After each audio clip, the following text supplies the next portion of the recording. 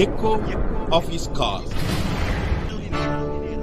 ஆண்டவராய் இயேசு கிறிஸ்து தம்முடைய மக்களுக்கு வாழ்க்கையில் வெற்றி பெறுவதற்குரிய வழியை சுருக்கமாக சொல்லிக் கொடுத்திருப்பதை பார்க்கிறோம். ప్రభువైన యేసుక్రీస్తు జనులకు వాళ్ళ జీవితంలో ఎట్లా వాళ్ళ విజయం పొందాలో దాన్ని నేర్పించేదానికి కొన్ని ప్రకారమైన దారులు చెప్పించాడు. மத்தேயு 5:3 நாம் படிக்கும்போது இதுதான் வேதம் சொல்கிறது, ஆவியில் எளிமை உள்ளவர்கள் பாக்கியவான்கள், பரலோக ராஜ்யம் அவர்களுடையது. మత్తయి సువార్త 5వ అధ్యాయం 3వ వచనం ఇలా సెలవిస్తుంది, ఆత్మ విషయమై దీనులైన వారు ధన్యులు, పరలోక రాజ్యము వారిది అని. இன்றைக்கு பரலோகத்தினுடைய ஆசீர்வாதத்தை ஆண்டவர் உங்களுக்கு கொடுக்க விரும்புகிறார். ఈరోజు పరలోక ఆశీర్వాదాలు ప్రభు మీకు ఇవ్వాలని కోరుకుంటున్నాడు. ஆண்டவர் பரலோக ராஜ்யத்தையும் எளிமையான வாழ்க்கையையும் ஒன்றிணைத்திருக்கிறார். ప్రభువు పరలోక రాజ్యాన్ని దీనమైన ఒక జీవితాన్ని రెండు ఒకటిగానే చూస్తున్నాడు. ஆவியில் எளிமை உள்ளவர்கள் பாக்கியவான்கள், அவர்கள் ஆசீர்வாதத்தை சுதந்திரித்துக் கொள்வார்கள். ఆత్మలో దీనులుగా ఉన్న వాళ్ళు భాగ్యవంతులు, వాళ్ళు అన్నిటినీ వాళ్ళు స్వతంత్రించుకుంటారు అని చెప్పబడినది. எளிமை என்பது ஒரு நற்குணம். దీనంగా ఉండడం అనేది ఒక మంచి గుణం. எளிமையானவர்கள் மேன்மையானவர்கள்.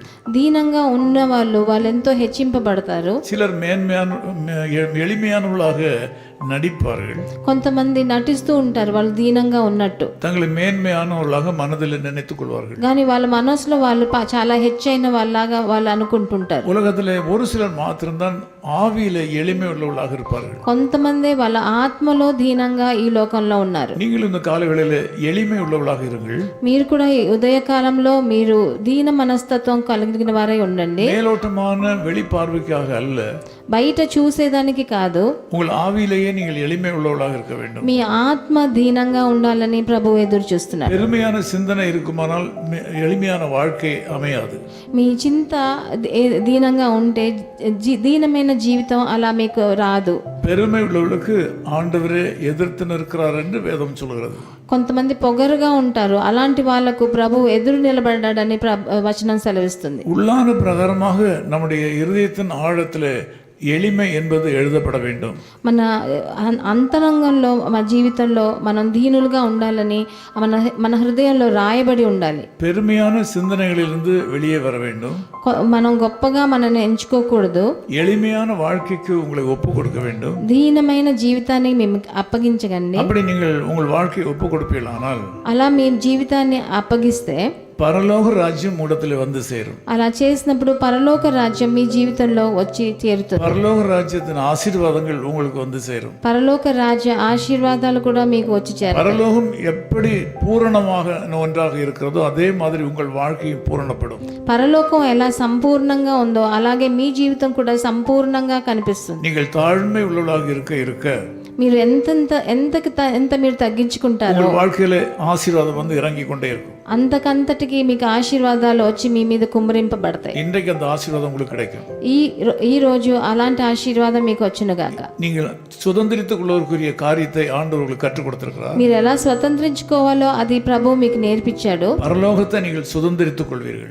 పరలోకాన్ని మీరు స్వతంత్రించుకుంటారు. மறுமைக்குரிய வாழ்க்கை உள்ள பரலோகம் மாத்திரமல்ல, ఈ లోకం కాదు, ఇంకా రాబో లోకంలో కాదు, பரலோக ஆசீர்வாதத்தை இன்றைக்கே நீங்கள் அனுபவிக்க முடியும். పరలోక ఆశీర్వాదాన్ని ఈ భూ జీవితంలో మీరు ఎలా స్వతంత్రించుకోవాలో నేర్పించారు. அப்படியே ஆண்டவர் இயேசு உங்களை ஆசீர்வதிப்பாராக. అలాగే ప్రభువైన యేసుక్రీస్తు మిమ్మల్ని ఆశీర్వదించునుగాక. జెபிக்கலாம். ప్రార్థన చేద్దాం. பரலோக பிதாவே, உமக்கு நன்றி செலுத்துகிறோம். ప్రియ తండ్రి, మీకు వందనాలు, స్తుతులు. இந்த உலகத்தில் வெற்றி வாழ்க்கை வாழ்வதற்குரிய வழியை கற்றுக் கொடுத்ததற்காக நன்றி தெரிவிக்கிறோம். ఈ లోకంలో మేము ఎలా విజయవంతంగా జీవించాలని మాకు నేర్పించినందుకు స్తుతులు.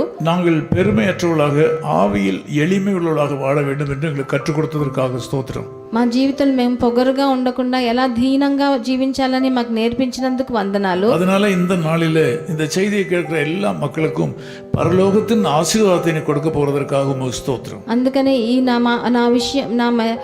నా మాటలు విన్న ఒక్కొక్కరికి మీ ఆ దీన జీవితాన్ని ఆశీర్వాదాలను ఇస్తారని మేము மக்களுடைய வாழ்க்கையின் தேவைகள் இன்றைக்கு சந்தியும். వాళ్ళ జీవితంలో ఉన్న అక్కర్లన్నీ మీరు వాళ్ళకి ఇవ్వండి.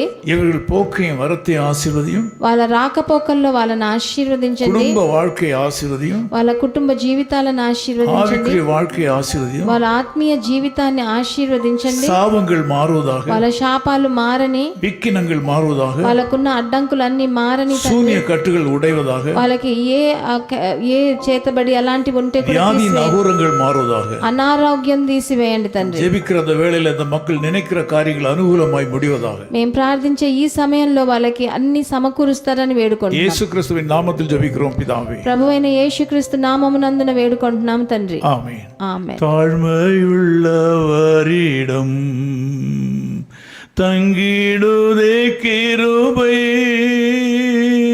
தாழ்மையுள்ளவரிடம் தங்கிடுதே கிருபை, வாழ்நாளெல்லாம் அது போதுமே, சுகமுடன் தம்பலமுடன் சேவை செய்ய கிருபை தாருமே, சேவை செய்ய கிருபை தாருமே.